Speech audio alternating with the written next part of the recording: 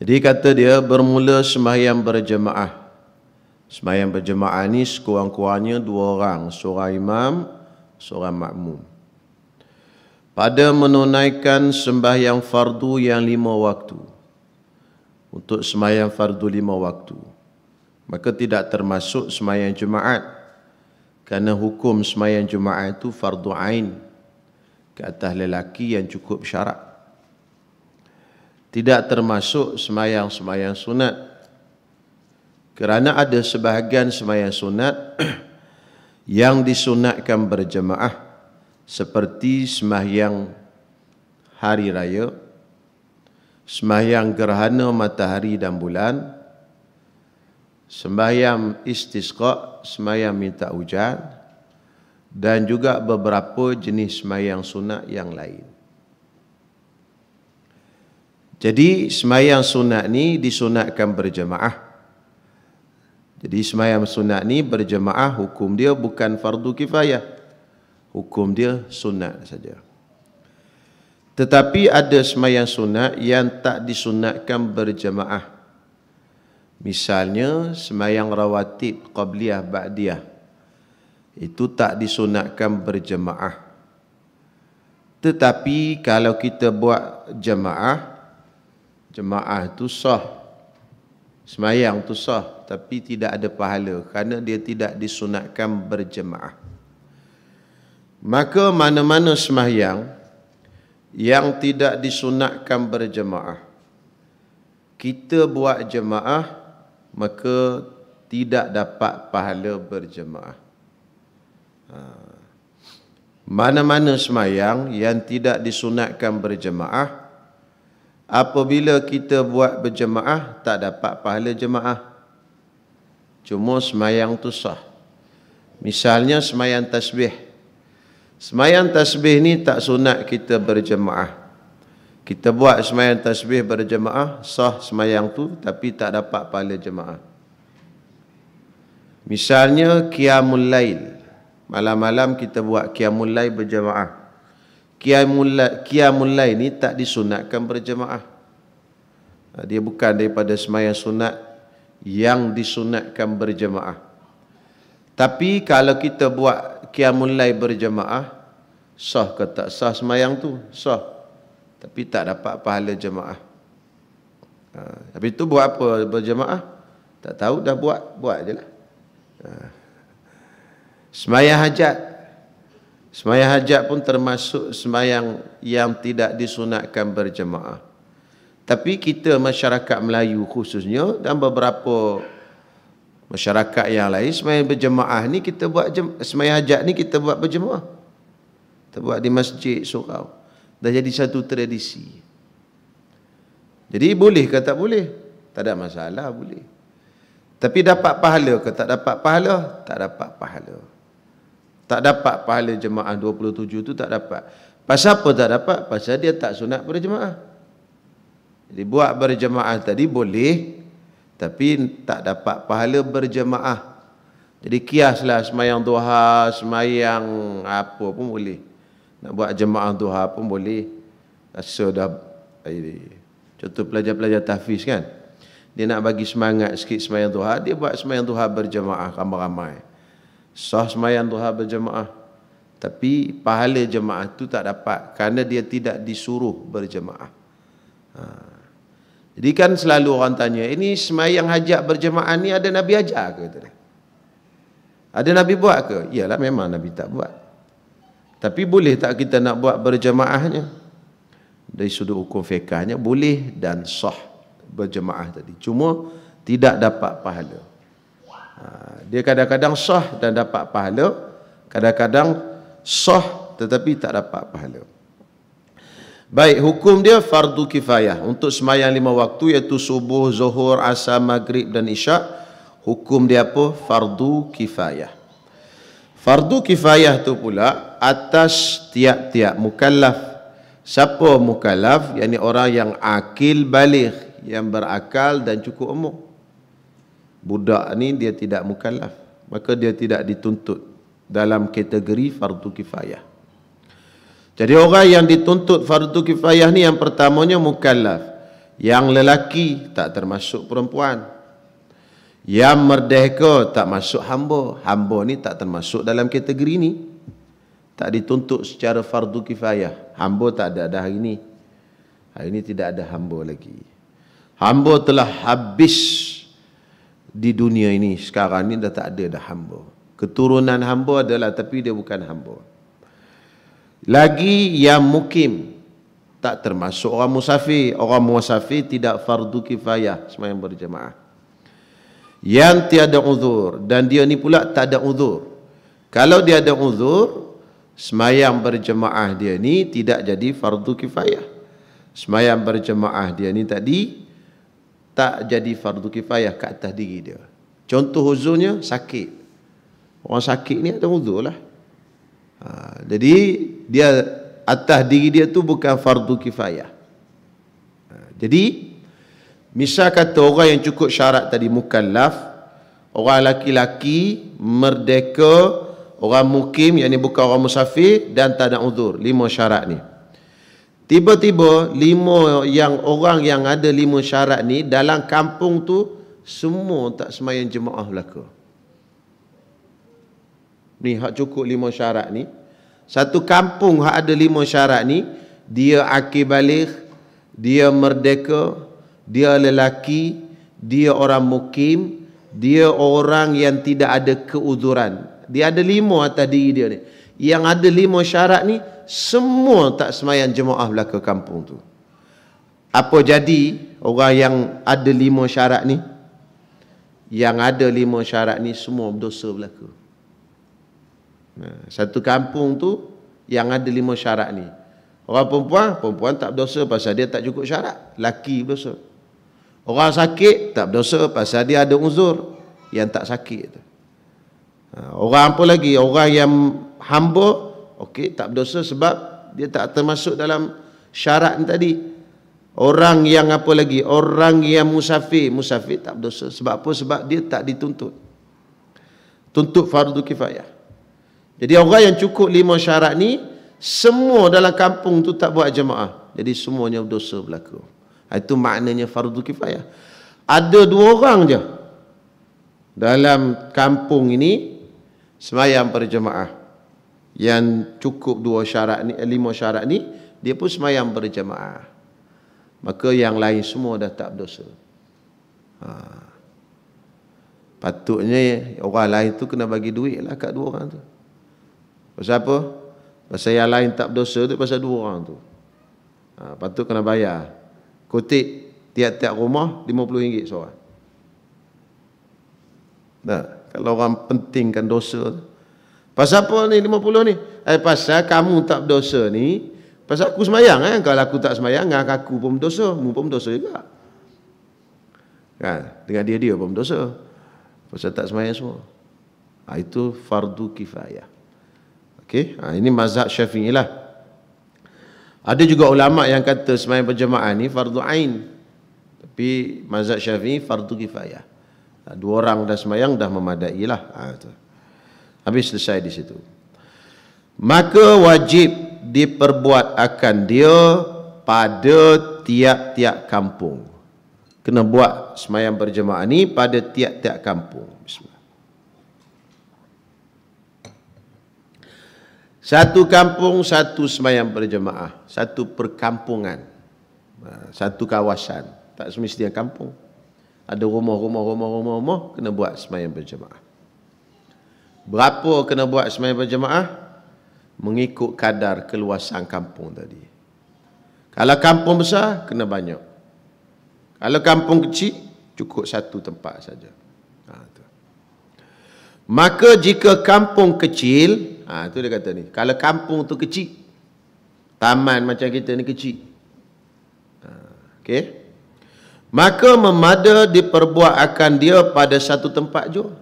Kalau kampung kecil, okey, memadailah kalau dia buat pada satu tempat je. Macam kita taman kecil ni, buat satu ni di surau kita ni, okey dah, pasal kecil. Tapi kalau nak ambil kampung Sungai Tua ni semua, kampung Sungai Tua baru ni, buat satu je jemaah, tak boleh pasal besar. Kan kampung Sungai Tua ni besar. Masjid Sungai Tua sampai ke sini pun panggil kampung Sungai Tua lagi asalnya. Cuma dah bila buat taman, buatlah nama taman. Jadi kalau kampung kecil, satu cukup. Kalau kampung besar, kena banyak. Dan jika kampung itu besar, maka wajib diperbuatkan dia beberapa tempat. Kena buat 2, 3, 4 tempat. Jadi kalau kampung Sungai Tua ni bermula Masjid Sungai Tua, bawa ke atas sikit, bawa ke tepi ni sikit sampai ke sini, luas ni kampung Sungai Tua. Kalaulah buat sembahyang Jumaat, buat sembahyang jemaah tu di Masjid Sungai Tua saja, berdosa lagi orang dalam kampung ni. Sebab apa? Sebab dia kira besar. Mesti kawasan ataupun kampung kecil kena buat satu. Kalau kampung besar kena buat banyak. Banyak tu macam mana? Dia kata yang zahir dengan dia syiarul Islam. Bila buat jemaah tadi zahir ataupun nyata syiar ataupun lambang agama Islam. Maknanya dengan ada jemaah tu nyata ataupun zahir nampak bahawasanya tempat tu tempat orang Islam. Kata ulama maksud dia macam ni. Alla tashuqqul jama'atu li talibiha wa la yahtashimu. Itu maksud dia. Maksudnya orang yang nak pergi jemaah ke tempat tu tadi tak susah. Macam contoh Wak Ali, dia duduk di Jalan 6. Dia nak mari ke surau ni, susah ke tak susah? Tak susah. Itu. Okey. Tapi kalau kata jemaah dalam kawasan ni buat di BBS 2A ni. Orang Laksamana nak mari sini, susah ke tak susah? Susah tu semua. Kalau pakai baju, berpeluh hangit dulu keluar. Baru sampai. Itu dipanggil susah. Itu makna besar. Tak boleh. Tak boleh satu tempat. Itu maksud dia. Dan pula tempat yang dia buat tadi, la yahtashimu. Orang nak masuk tu tak segan. Kalau tempat yang buat jemaah tu orang nak masuk segan, tak boleh juga. Contoh buat jemaah, tapi buatnya di rumah orang. Rumah orang. Bukan buat di surau, bukan buat di dewan, bukan buat di padang, buat di rumah. Rumah ni orang nak masuk, malu. Contoh tak buat di surau, tak payah buat surau lah, buat kat rumah. Jadi, adalah satu rumah, buatlah jemaah dalam rumah tu. 2, 3, 4 orang berjemaah. Kita kata tak apa aku, habis ni fardu kifayah. Dah tak berdosa semua orang taman ni kok, dah buat jemaah. Tak macam tu. Sebab apa? Sebab tempat tu orang nak masuk, tak boleh. Orang malu nak masuk. Rumah orang tuan-tuan semua. Boleh masuk gitu kan? Gitu. Malu tuan-tuan semua. Malu ke tak malu? Kau tak malu, teruk benar. Masuk rumah orang tak malu. Mesti malu semua kan. Ketuk pintu, Assalamualaikum. Kadang-kadang tak ketuk awal lagi, tengok duk lilah-lilah kat depan pagar. Lepas tu kau nak balik. Jadi kalau buat tempat macam tu tak jadi lagi. Tak gugur lagi fardu kifayah. Maksudnya orang dalam kawasan tu masih dosa lagi. Jadi kena buat tak kisah, tak semestinya surau, tak semestinya masjid. Tempat yang mana orang boleh masuk. Orang tak malu nak masuk. Dewan ke, padang ke, balai raya ke, mana tempat terbuka lah. Itu maksud dia. Jadi kalau tempat tu malu orang nak masuk, tak boleh lagi. Jadi orang kata berapa banyak jemaah nak kena buat? Jemaah nak kena buat mengikut kadar keluasan kampung tu. Soalannya, lagu tu kau buat zaman Nabi dulu? Ya. Bukan Nabi buat di Masjid Nabawi ke? Siapa kata? Sebab tu Nabi lantik imam-imam pergi jadi sahabat-sahabat jadi imam di kampung-kampung curuk-curuk luar kota Madinah. Madinah ni dia kota tuan-tuan semua. Kota ni makna bandar. Nabi duduk dalam kota ni. Luar kota ni banyak kampung-kampung lagi. Bani Silmah lah, macam-macam kampung-kampung, perkampungan. Luar-luar sana tu. Kebun-kebun kurma apa semua duduk di luar. Jadi Nabi hantar, kadang-kadang Nabi hantar sahabat, contohnya Muaz bin Jabal, pergi jadi imam di kampung ni, imam kampung tu. Jadi tak boleh sembahyang jemaah di Masjid Nabawi saja pasal ni. Tak akan zahir syiar. Dan orang nak pergi sembahyang jemaah tu susah. Adapun Jumaat, dia seminggu sekali, Jumaat memang tak buat di masjid lain di zaman Nabi. Buat di masjid Nabi je. Sebab tu asal dalam mazhab Syafi'i kita, tak boleh banyak Jumaat dalam satu kawasan. Kan dulu-dulu kan kalau kampung-kampung kita dulu gitulah. Dalam satu kampung, satu je masjid yang boleh buat Jumaat. Surau semua tak boleh buat Jumaat. Sekarang ni je kita buat surau Jumaat. Sebab apa? Sebab orang ramai, tak muat masjid. Kalau pergi masjid juga semayang tengah panas orang. Dibuatlah di surau. Dulu orang tak ramai. Kampung-kampung kecil. Jadi buat masjid satu kampung, satu masjid mukim. Masjid ni saja boleh buat Jumaat. Kenapa? Kerana zaman Rasulullah, Jumaat dia tak buat banyak tempat. Buat di Masjid Nabawi je. Itu kena faham hukum tu. Kenapa? Sebab kenapa tak boleh buat Jumaat banyak? Adapun sembahyang jemaah tak apa, buat banyak pun tak ada masalah. Selesai di situ. Dan disyarat memperbuat akan dia pada tempat yang diketahui dengan dia segala orang yang mukim dan orang yang musafir yang lalu pada kampung itu. Itu syarat nak buat tadi, buat tempat yang orang lalu orang tahu, oh ni sembahyang jemaah di sini. Jadi tak boleh buat di rumah. Sebab apa? Rumah ni orang tak tahu. Orang nak masuk pun segan dan sebagainya. Dengan sekira-kira tiada malu seorang masuk padanya. Orang nak masuk ni tak malu masuk situ. Itu maksudnya tadi. Kalau tempat tu yang dibuat Jumaat tu orang nak masuk malu, tak boleh lagi, tak selesai lagi fardu kifayah. Jadi kena jaga-jaga ni. Ini sembahyang Jumaat ni besar hukum dia. Fardu kifayah. Jadi kalau tak buat tu boleh berdosa semua orang kampung tu. Dan buat tu pula kena tengok tempat tadi. Tempat tadi tempat yang zahir syiar. Tempat zahir syiar tu tadilah satu tempat yang orang nak pergi sembahyang jemaah tak susah. Dan orang tak malu nak masuk ke tempat tu. Jadi surau orang tak malu lah kan. Ada malu juga masuk surau. Pemalu betul lah. Nak masuk surau malu-malu kan. Jadi adat biasanya surau orang tak malu. Baik, habis di situ. Dan hasil, yakni dapat pahala berjemaah itu dengan dua orang. Jadi berjemaah ni dua orang pun dapat ada pahalanya. Dapat ada jemaah. Tak kisah dua orang tu, yang penting kedua-duanya orang semayang. Orang yang sah semayang. Sama ada lelaki dengan perempuan, sama ada lelaki dengan lelaki, sama ada lelaki dengan dewasa, dengan kanak-kanak, ataupun kanak-kanak keduanya, tapi syarat kanak-kanak tak. Sama ada bukan kanak-kanak tak boleh. Yang dua orang ni mesti orang balik. Sebab nak gugurkan fardu kifayah, syaratnya orang balik, mukallaf tadi ya. Baik, mesti orang laki-laki, dua orang tadi untuk gugur fardu kifayah. Perempuan tak boleh, silap. Silap-silap Sebab dah disebut di atas tadi orang yang laki-laki. Jadi untuk gugur fardu kifayah tadi, dua orang lelaki yang merdeka, yang akil baligh, yang mukim, yang tiada uzur. Tadi. Itu syarat tadi. Katalah kampung kita ni ada orang sembahyang berjemaah di surau. Tapi seorang lelaki, seorang perempuan. Gugur tak fardu kifayah? Jawab sikit. Selesai tak fardu kifayah? Dah selesai belum? Belum. Jadi dosa semua lagi. Sebab yang dituntutnya ke atas mukallaf yang laki-laki. Itu ayat atas tadi tu. Dua baris pertama. Jadi kalau laki dengan perempuan tak jadi. Jadi sembahyang berjemaah sah. Kalau untuk kita sembahyang di rumah apa? Untuk menggugurkan fardu kifayah tu. Untuk selesaikan fardu kifayah tak jadi.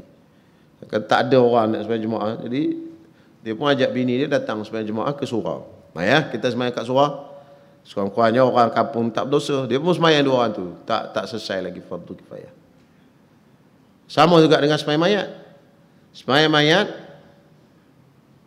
yang gugur fardu kifayah tu seorang sembahyang kat atas mayat. Tapi seorang tadi mesti orang lelaki. Orang lelaki kampung tu malas berlaku sembahyang mayat. Tak reti, takut ke apa pun tak tahulah. Perempuan sembahyang mayat. Allahu Akbar. Perempuan sembahyang mayat. Gugur tak fardu kifayah? Tak, dosa lagi orang kampung tu. Sebab fardu kifayah sembahyang mayat tu ke atas orang lelaki-lelaki. Jadi sebab tu dia kata hasil berjemaah, yakni dapat pahala berjemaah dan sah berjemaah dengan dua orang. Seorang untuk fardu kifayah tadi mestilah dua orang lelaki-lelaki yang merdeka tadilah, cukup syarat semua tadi. Tapi kalau kita semayang di rumah, sah. Kita semayang dengan bini kita pun dapat pahala.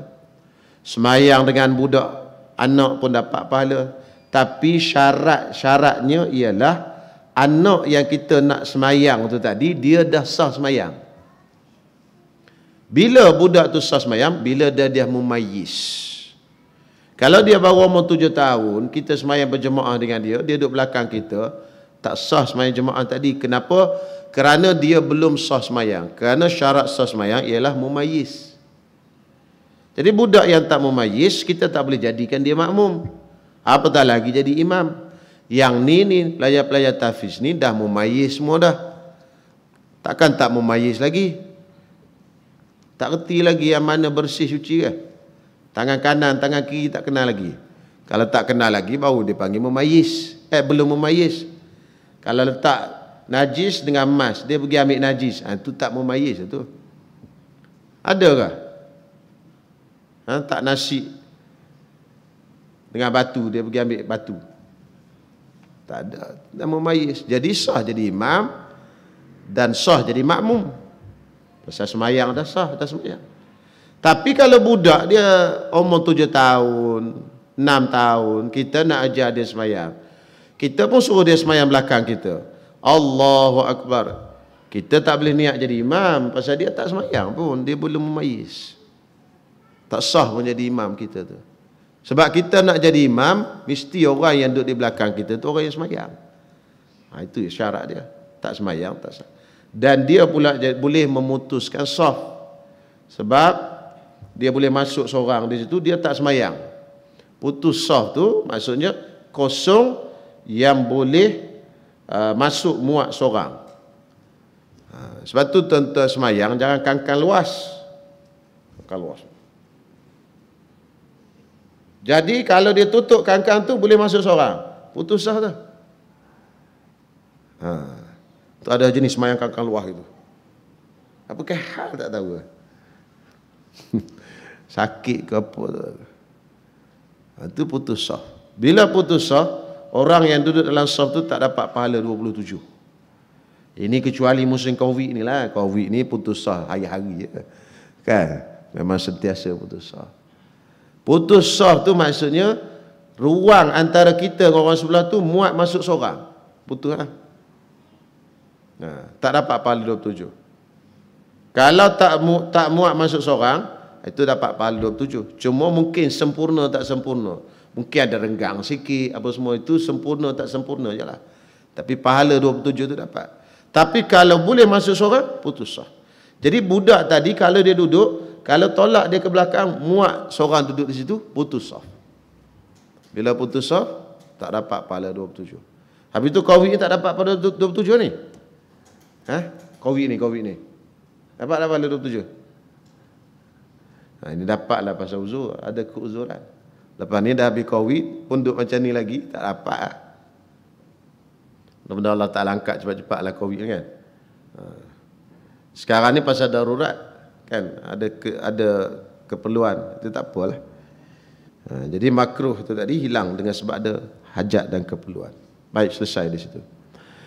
Dan banyak berjemaah itu bertambah kebajikan dan afdal daripada sedikitnya. Sembahyang berjemaah yang lebih ramai, itu pahalanya lebih banyak. Itu asal dia. Kita sembahyang di rumah dengan isteri, sembahyang di surau ramai, maka pahala sembahyang di surau lebih banyak. 27 juga, tapi ekstra yang lain. Dari segi bilangan tu 27, tapi bentuk 27 tu tak sama. Bentuk 27 tak sama. Undang-undang macam durian lah, durian semua 27 biji durian. Tapi yang member ni dapat 27 durian kampung. Kan? Hak jemaah ramai ni 27 biji durian black thorn. Betul sebut tu? Pasal tak pernah makan tu, aku salah sebut. Jadi manakah sama durian kampung dengan Blackthorn? Tak sama. Betul sama kan? Tak sama. Walaupun sama-sama 27, sama-sama panggil durian, tapi tak sama nilainya. Itu macam tu. Baik, jadi jemaah yang ramai lebih afdal daripada jemaah yang sikit. Itu secara asas dia. Tapi kata ulama ada beberapa kes terkecuali. Maksudnya jemaah sikit lebih afdal daripada jemaah ramai. Contohnya imam tu fasik. Sana jemaah ramai tapi tu imam dia fasik. Sini jemaahnya sikit tapi tu imamnya tak fasik. Tempat yang sedikit lebih afdal banding tempat yang banyak kerana imamnya fasik. Fasik tu maksudnya orang yang buat dosa besar. Ataupun imam tu berbeza mazhab. Sana imamnya mazhab Hanafi, ramai jemaah. Sini imam mazhab Syafi'i, kita Syafi'i, sama-sama Syafi'i. Afdal sembahyang di sini. Sebab kadang-kadang orang mazhab Hanafi ni mungkin dia buat benda-benda yang membatalkan sembahyang, tapi kita tak sedar. Contoh dia ada sentuh perempuan sebelum sembahyang, dia mazhab dia tak batal sembahyang, tapi kita tak tahu. Dia sebelum keluar jadi tu imam, dia pegang bini dia kat rumah, pegang, dia Allahu Akbar. Kan? Jadi bawa pada cacat lah sembahyang tadi. Itu antara kes-kes yang terkecuali. Ataupun tu imam tu tadi dia baca panjang sangat. Tu imam sana ramai tapi panjang punya. Tu imam sini tak ramai. Tak ramai tapi baca ikut kadar yang telah ditetapkan, tak terlalu panjang. Maka tempat yang tak panjang tu lebih afdal.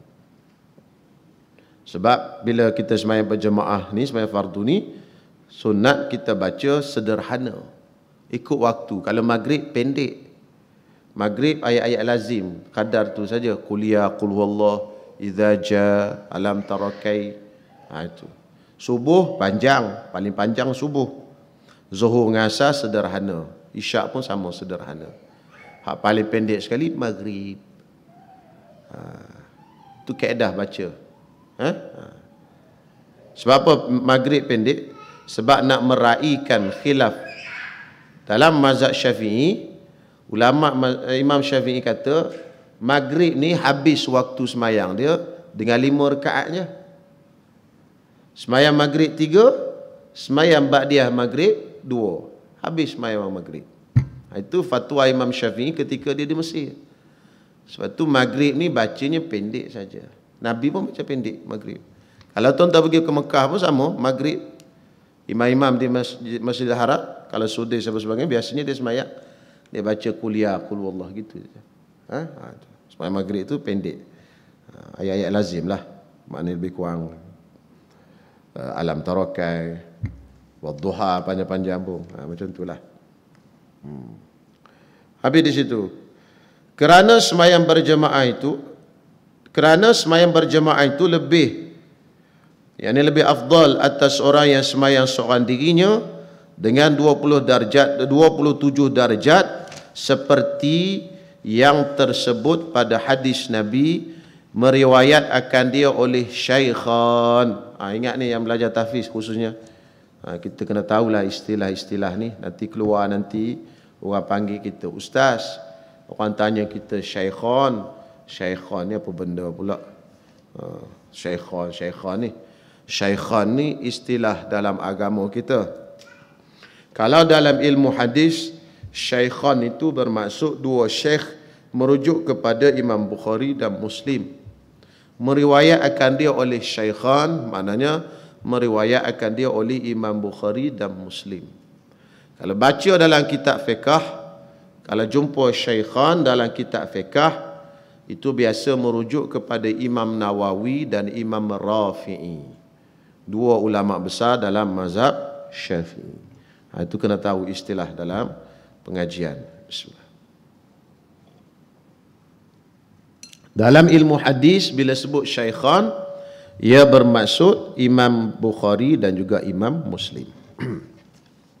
Jadi fadilatnya 27 darjat melebihi daripada orang yang sembahyang seorang. Habis. Dan berjemaah di masjid itu afdal daripada tempat lainnya.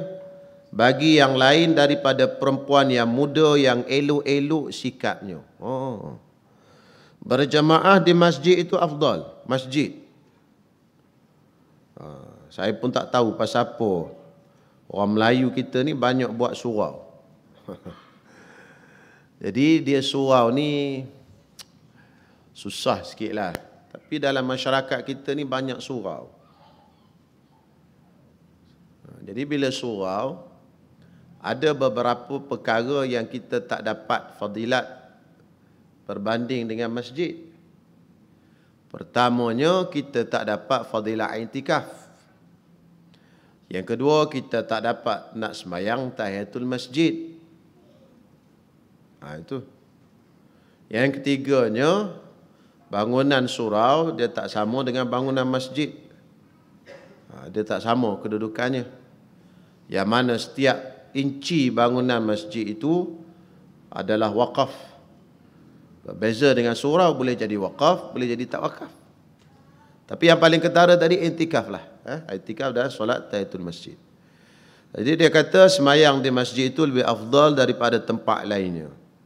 Bagi yang lain daripada perempuan yang muda. Tapi kalau perempuan muda, yang elok sikapnya. Perempuan muda yang elok, cantik lah. Yang perempuan muda. Muda ni cantik ni pun susah juga, subjektif kan. Di perempuan-perempuan muda ni, dia kata afdalnya semayang di rumah. Okey. Yang tua, perempuan tua je. Dia sebut perempuan muda, perempuan tua. Tak apa, perempuan tak ada ini dah. Sebenarnya hukum ni disebut dalam kitab fiqh macam ni lah. Tapi guru saya di Yaman dia kata apa? Baca tempat ni baca laju-laju sudahlah di Malaysia. Tak payah baca hurai panjang-panjang ni. Sebab orang di Malaysia ni, perempuan Malaysia ni datang ke surau masjid. Dia seronok datang ni. Jadi kita cerita berat-berat ni, lama-lama tak datang dia. Bila tak datang, susah nak makan mi goreng malam Jumaat kita. Banyak benda susah lah. Jadi kata dia, kalau baca tempat ni, baca laju-laju gitu je lah. Pasal uruf ataupun adat kita ni berbeza. Walaupun kitab sebut gini lah. Tapi adat kita di Malaysia ni, maknanya orang-orang perempuan, khususnya kalau ditambah kita yang dah usia dia dah lebih pada 40, biasanya mari ke surau. Jadi kalau kita nak kata tak boleh apa benda makruh atau sebagainya, kadang-kadang perempuan ni dia merajuk, dah makruh main di rumah lah senang kata dia. Lama-lama tak datang, susah kita. Gitu memanglah disebut dalam kitab gitu. Ada lagi lah pendapat yang lain yang mengatakan boleh. Dan haram atas perempuan, haram pula. Haram atas perempuan yang ada suaminya hadir pada tempat berjemaah dengan tiada izin suaminya. Itu maklum dah. Suami tak izin, mana-mana tak boleh pergi. Isteri, suami tak izin, dia tak boleh keluar rumah. Kan? Itu. Sembahyang berjemaah itu kan keluar rumah. Dia tak boleh keluar. Nak pergi ke mana-mana pun tak boleh. Sebab dalam agama kita, isteri kalau keluar rumah tanpa izin suami, maka dia dipanggil nusyus. Maka pada hari itu dia tidak layak mendapat pertama nafkah. Dia tak layak dapat nafkah. Yang kedua, dia tidak layak dapat giliran hari itu. Kalau dia bini ramai, giliran dia tak ada. Gugur giliran dia. Itu nusyus. Yang ketiga, dia tak layak dapat rukhsah. Rukhsah sebab dia buat maksiat. Rukhsah tu apa benda? Dia tak boleh nak jamak qasar. Tak boleh. Sebab apa? Sebab itu rukhsah.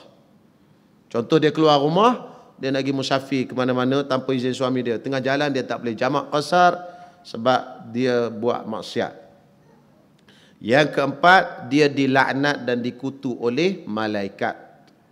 Dan yang kelima, dia melakukan dosa besar. Nusyus tu dosa besar. Jadi nusyus tu maksudnya, nusyus ni keluar rumah tanpa izin suami, dan kalau suami panggil tempat tidur tak datang, tu nusyus. Lain daripada dua tu tak panggil nusyus. Kalau kita cakap sepatah, dia cakap 200 patah, itu biasa. Orang perempuan biasa tu. Kalau tak macam tu, tak dipanggil perempuan. Kan? Itu tak panggil nusyus. Nusyus ke tak? Tak. Itu bukan nusyus. Itu memang tabiat dia dah. Kan? Kalau suruh buat air mellow, dia tak buat air mellow. Dia buat air lain kan? Itu tak nusyus. Kita suruh buat mellow, dia buat air kopi. Nusyus ke? Tak nusyus macam tu. Kita suruh basuh baju, dia tak basuh baju, tak nusyus juga. Nusyus dua tu je, nusyus atau sebut nusyus tu, keluar rumah tanpa izin. Bukanlah maksudnya tanpa izin tu kena minta izin tiap-tiap hari. Maknanya dia tahu suami dia tak benarkan. Kalau dia tahu dah jenis suami dia memang tak payah minta izin pun. Kalau minta izin pun dia marah-marah pula. Tak payah minta izin lah, bosan saya. Pergilah lagi mana dah. Ada juga suami macam tu kan, dia dah tak larat dah. Sebab ada jenis bini tiap-tiap kali nak keluar dia telefon. Jadi suami dia bosan kan. Dia kata awak keluarlah, yang penting tempat elok-elok keluarlah. Itu dia panggil green light. Green light sepanjang masa. Always green light. Tak keluar lampu merah. Itu tak perlu tiap-tiap kali. Jadi dua tadi nusyus. Tapi orang Melayu kita, saya pun Melayu juga. Jadi kadang-kadang dia memandang benda itu ringan. Itu orang Melayu. Jadi keluar rumah tanpa izin, dia pandang ringan. Kalau suami panggil ke tempat tidur, dia tak lah sibuk, tua-tua pun panggil, kata dia. Jadi pandang ringan benda itu. Sebenarnya benda itu nusyus, dosa besar. Tapi kita maafkanlah, kita sebagai suami maafkanlah. InsyaAllah mudah-mudahan Allah Ta'ala ampunilah dia. Itu. Haram atas suami beri izin kepadanya pula, dan haram atas suami beri izin kepadanya jika takut fitnah daripadanya atau atasnya. Jadi kalau kita rasa isteri kita ni keluar tu mendatangkan fitnah, haram bagi izin. Itulah kalau ada fitnah. Mungkin isteri tu lawa sangat. Semana-mana orang lelaki tengok pensan semua. Itu fitnah. Kan tu haramlah bagi. Contohlah macam itulah. Habis di situ. Dan hasil fadilat berjemaah selama belum memberi salam imamnya akan salam yang pertama pada yang lain daripada Jumaat. Jadi semayang berjemaah ni kita dapat fadilat 27 selama mana imam belum bagi salam, belum sebut mim. Ikut pendapat Ibn Hajar belum sebut mim. As-salat tu boleh lagi. Bunyi kum habis. Jadi kita masuk imam duduk tahiyat akhir. Kita pun takbir. Allahu Akbar. Assalamualaikum warahmatullahi. Imam turun. Tak sempat turun duduk lagi. Dapat pahala 27. Tak sempat turun. Allahu Akbar. Assalamualaikum. Turun imam. Itu pun sah dan dapat pahala 27. Tak ada masalah. Dapat pahala 27. Selama mana dia belum bagi salam. Tapi ingat, kalau dah bunyi huruf mim, jangan ikut lagi tu imam. Sebab ada juga berlaku. Tu imam dah Assalamualaikum. Dia kata belum lagi salam kedua, tak habis lagi. Dia pun takbir. Allahu Akbar. Tu imam pun bagi salam kedua. Assalamualaikum warahmatullahi. Lagu tu tak boleh, tak sah. Tak sah semayang tu. Bukan jemaah je tak sah, semayang tak sah. Kena takbir semula. Sebab tu imam tadi dah keluar semayang dah. Salam tamu, kum, habis, tamat semayang. Itu untuk semayang selain daripada semayang Jumaat. Kalau semayang Jumaat, syarat dia sebelum imam angkat kepala rukuk yang kedua. Kalau tu imam dah angkat kepala, Sami Allahu liman hamidah, dia dah angkat, dia dah bangun daripada rukuk, maka habislah Jumaat tu tadi. Jadi kita pergi semayang Jumaat, kita pun sampai-sampai tu imam Sami Allahu liman hamidah rakaat kedua. Maka tuan-tuan apa nak buat? Qona balik rumah. Macam mana? Tak boleh qona.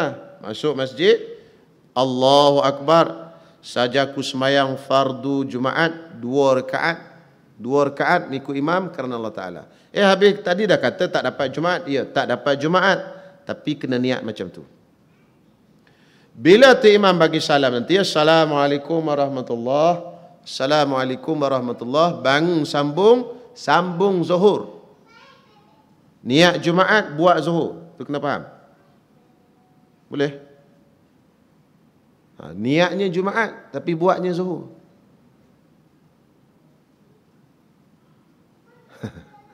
Saya ulang sekali lagi. Kita pergi sembahyang Jumaat, lewat sampai tu imam sami Allahu liman hamidah, rakaat kedua ni, bukan rakaat pertama. Rakaat kedua. Jadi kita dah tak dapat sembahyang Jumaat. Sebab nak dapat sembahyang Jumaat mesti dapat satu rakaat bersama dengan tu imam. Bila dia dah bangkit daripada rukuk, tak dapatlah rakaat. Jadi bila tak dapat rakaat, kita masuk sembahyang juga. Allah, niatnya sembahyang Jumaat, niat saja aku sembahyang fardu Jumaat 2 rakaat mengikut imam kerana Allah Taala. Allahu Akbar. Imam pun turunlah, lepas itidari turunlah sujud, kita pun ikut dia. Bangkit daripada sujud ikut dia juga, sujud sekali lagi kita ikut. Lepas tu dia tahiyat, kita pun baca tahiyat. Dia pun bagi salam. Assalamualaikum warahmatullahi. Assalamualaikum warahmatullahi. Kita pun bangun, sambunglah. Sambung berapa? Sambung 4 rakaat. Sambung Zuhur. Niat Jumaat, buat Zuhur. Itulah kalau orang teka-teki, ingat. Diniatkan tapi tidak dibuat, dibuat tapi tidak diniatkan. Itulah situasi. Mana tahu tuan-tuan nak minta tauliah mengajar ke apa? Orang tu mengajar. Apa masalah diniatkan tapi tidak dibuat, dibuat tapi tidak diniatkan? Itu. Niat Jumaat, buat Zuhur. Buat Zuhur tapi niat Jumaat. Dia kena niat Jumaat tapi buatnya Zuhur. Boleh je lah. Kau tuan-tuan niat apa sebelum ni? Tak pernah dah buat. Kita pergi awal sentiasa dah. Hak ni lewat. Ingat, tak boleh kau sambung 2? Tak boleh. Pasal apa tak boleh? Pasal syarat Jumaat mesti satu rakaat berjamaah dengan imam. Bila tu imam dah bangkit daripada rukuk, dia tak dapat satu rakaat. Satu rakaat pun tak dapat dengan tu imam. Maka dia tak dapat Jumaat. Tak dapat Jumaat. Tapi kenapa nak kena niat Jumaat? Sebab kemungkinan nak dapat Jumaat tu ada. Mungkin tu imam tertinggal ke apa pada rakaat yang pertama, dia pun tambah bangkit rakaat yang ketiga. Boleh dapat Jumaat lah kita dapat satu rakaat dengan tu imam. Tapi kemungkinan. Tapi jangan dia doa pula nanti, minta-minta lah tu imam tertinggal apa benda. Minta-minta lah tertinggal. Tengok-tengok dia tak tertinggal apa-apa. Jadi dia bagi salam, bangkitlah. Sambung 4 rakaat. Itu cara dia. Ramai orang silap ni dalam bab ni. Dia datang, tengok yang jenis mari lambat Jumaat. Dia sampai-sampai dah lewat hujung, dia sambung 2. Akhirat besok-besok macam mana nak jawab ke Allah Ta'ala tu? Semayang tak cukup rakaat. Tak belajar. Bila tak belajar tu jadi. Okey. Dan bagi sah berjemaah, artinya mengikut makmum itu akan imam itu 13 syarat. Syarat nak sah berjemaah ini ada 13. Kalau tak cukup 13 ni, tak sahlah jemaah. Dan tak sah semayang tadi. Ada 13 syarat semua. Okey. Pertamanya, dah isyak isyak berhenti pula. Sambung bulan depan pula. Isyak dah. Okey. Ada 13 ni. 13 ni kena tahu. Bagi cukup. Tak cukup satu je, tak sah semayang berjemaah. Jadi bila tak sah, kita duk dambakan 27. Apa? Bukan 27 dapat. Semayang pun tak sah. Itulah. Kena jaga betul-betul.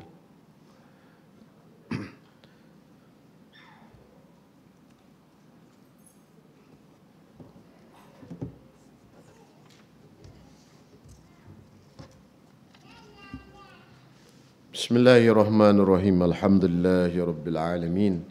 Wassalatu wassalamu ala asyrafil anbiya'i wal mursalin wa ala alihi washabbihi ajmain.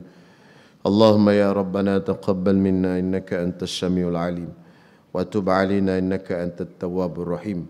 Rabbana hab lana min azwajina wa dhurriyyatina qurrata a'yun waj'alna lil muttaqina imama. Allahumma rabbana anfa'na bima 'allamtana, rabbana 'allimna ma yanfa'una ربنا فقهنا فقه أهلنا وقربات لنا في ديننا وصلى الله على سيدنا محمد وعلى آله وصحبه وسلم والحمد لله رب العالمين.